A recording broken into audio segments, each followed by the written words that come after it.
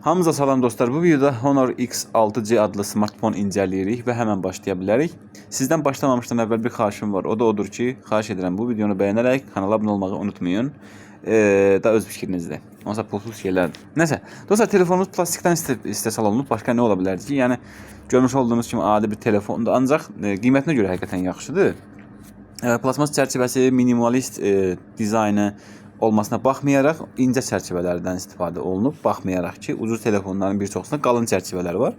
Kamera düzülüşü də pis deyil. Barmaq izi sensoru zadı böyrdə zadladı. Telefon plastikdə yəni.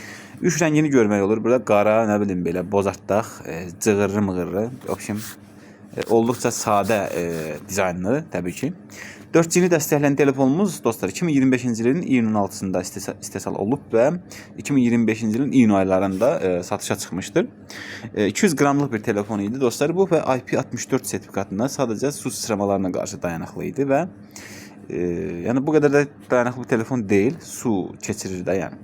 Dostlar, telefon Android 15 ilə işləyir, ancaq burada MediaTek'in Helio G81 prosesoru yer almışdı. 12 nanometrlik prosesorumuz Mali G52 ilə işləyir. Bu da yəni o qədər də yaxşı prosesor deyil həqiqətən. WhatsApp, Instagram, YouTube kimi gündəlik proqramlarda istifadə olunacaq qədər yaxşıdır.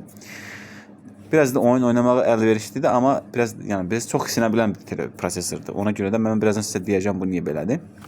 Dostlar, 50 megapiksellik kameradır dostlar. Baxın, 1.8 diafragmadır. Qaranlıq vaxtı pis deyil, ortalamadır. Ancaq gündüz vaxtı görmüş olduğunuz kimi piksellərin biraz işləmə qabiliyyəti var da. Yəni prosesorun piksel işləmə qabiliyyəti biraz aşağıdır. Ona görə də qiymət məsələsidir.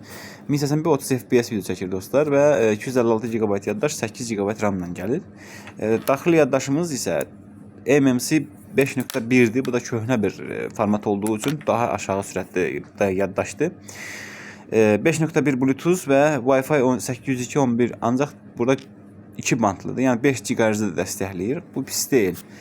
Barmaq izi sensorumuz isə dostlar, yəni telefonumuzun yan hissəsində yerləşdirilib. Antutu benchmark xalımız isə 232.000-dir. Yəni qiymətinə görə yaxşı bir xal yığır, amma daha yaxşı ola bilərdi həqiqətən. Çünki burada 71.000 xalı sadəcə təkcə prosesor yığıbdır. Telefonumuz biraz isinib dostlar. Yəni 37.9 dərəcə, paşda 40 dərəcəyə yaxın istilik əmələ gəlibdir burada 1 saatlıq testin ardından. Yəni memory görürsünüz 566.000 xal, 56.000 yığıbdır. Bu da aşağıdır. Yəni telefon nəyə yarayır dostlar? Mən sizə deyim. Yəni bir nənənizə, babanıza bir hədiyyə alasınızsa, yəni ilk Android cihazınızın bir şey olmasını istəyirsiniz, bunu ala bilərsiniz. Yəni pis deyil bu cəhətdən. Ancaq o qədər də yəni əlverişli deyil cavan insanlar üçün. Bu uyğun deyil. Hər nəsə bu qədər.